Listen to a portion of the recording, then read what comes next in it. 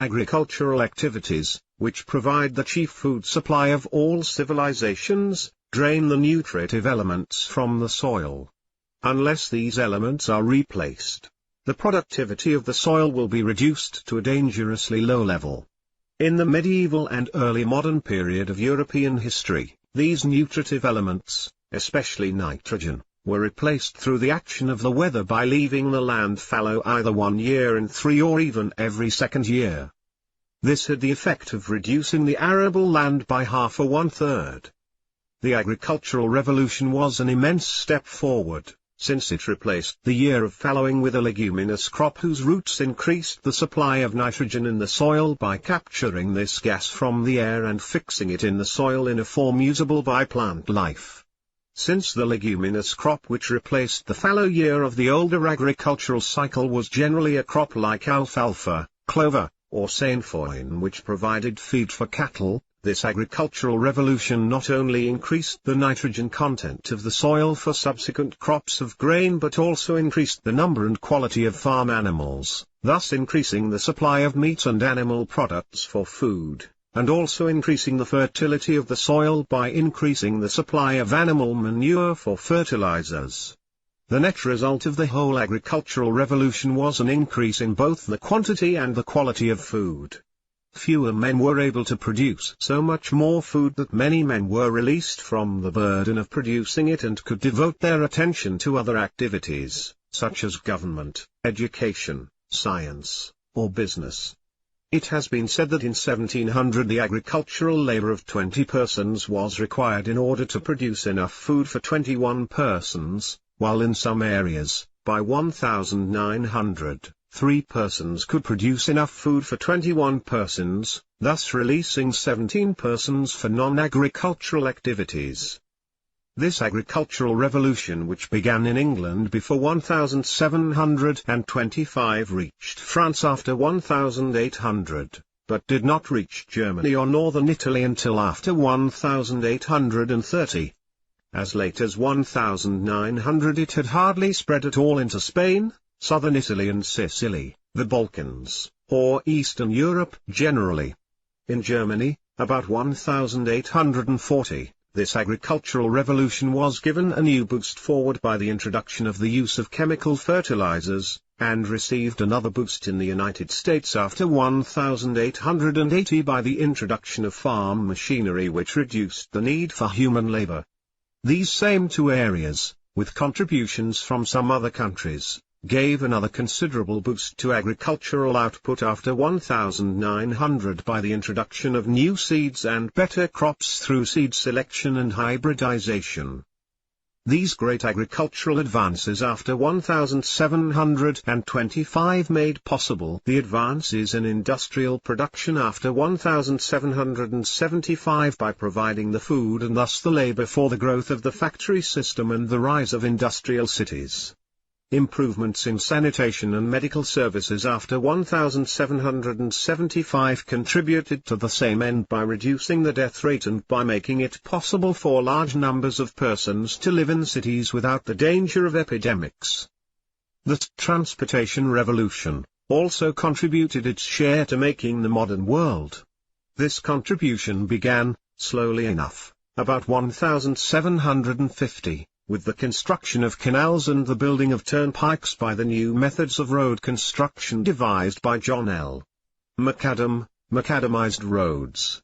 Coal came by canal and food by the new roads to the new industrial cities after 1800. After 1825 both were greatly improved by the growth of a network of railroads, while communications were speeded by the use of the telegraph, after 1837, and the cable, after 1850.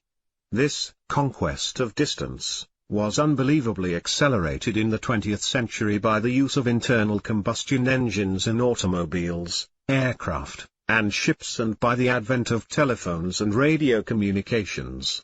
The chief result of this tremendous speeding up of communications and transportation was that all parts of the world were brought closer together, and the impact of European culture on the non-European world was greatly intensified. This impact was made even more overwhelming by the fact that the transportation revolution spread outward from Europe extremely rapidly, diffusing almost as rapidly as the spread of European weapons, somewhat more rapidly than the spread of European sanitation and medical services, and much more rapidly than the spread of European industrialism, European agricultural techniques, or European ideology. As we shall see in a moment, many of the problems which the world faced at the middle of the 20th century were rooted in the fact that these different aspects of the European way of life spread outward into the non-European world at such different speeds that the non-European world obtained them in an entirely different order from that in which Europe had obtained them. One example of this difference can be seen in the fact that in Europe the Industrial Revolution generally took place before the Transportation Revolution, but in the non-European world this sequence was reversed. This means that Europe was able to produce its own iron, steel, and copper to build its own railroads and telegraph wires, but the non-European world could construct these things only by obtaining the necessary industrial materials from Europe and thus becoming the debtor of Europe.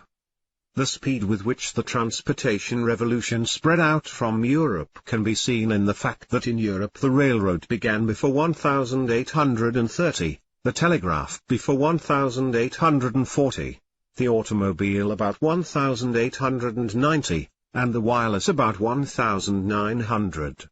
The Transcontinental Railroad in the United States opened in 1869. By 1900 the Trans-Siberian Railway and the Cape to Cairo Railroad were under full construction, and the Berlin to Baghdad enterprise was just beginning. By that same date 1900 India, the Balkans, China, and Japan were being covered with a network of railroads, although none of these areas, at that date, was sufficiently developed in an industrial sense to provide itself with the steel or copper to construct or to maintain such a network. Later stages in the transportation revolution, such as automobiles or radios, spread even more rapidly and were being used to cross the deserts of the Sahara or of Arabia within a generation of their advent in Europe. Another important example of this situation can be seen in the fact that in Europe the agricultural revolution began before the industrial revolution. Because of this, Europe was able to increase its output of food and thus the supply of labor necessary for industrialization.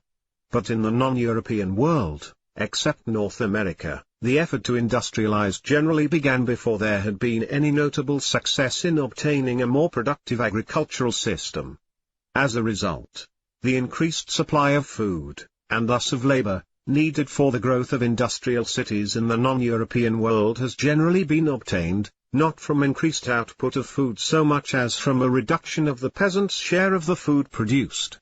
In the Soviet Union, especially, the high speed of industrialization in the period 1926 to 1940 was achieved by a merciless oppression of the rural community in which millions of peasants lost their lives. The effort to copy this Soviet method in Communist China in the 19,505 brought that area to the verge of disaster. The most important example of such differential diffusion rates of European developments appears in the difference between the spread of the food-producing revolution and the spread of the revolution in sanitation and medical services. This difference became of such world-shaking consequences by the middle of the 20th century that we must spend considerable time examining it. In Europe the agricultural revolution which served to increase the supply of food began at least 50 years before the beginnings of the revolution in sanitation and medical services which decreased the number of deaths and thus increased the number of the population. The two dates for these two beginnings might be put roughly at 1725 and 1775. As a result of this difference, Europe generally had sufficient food to feed its increased population.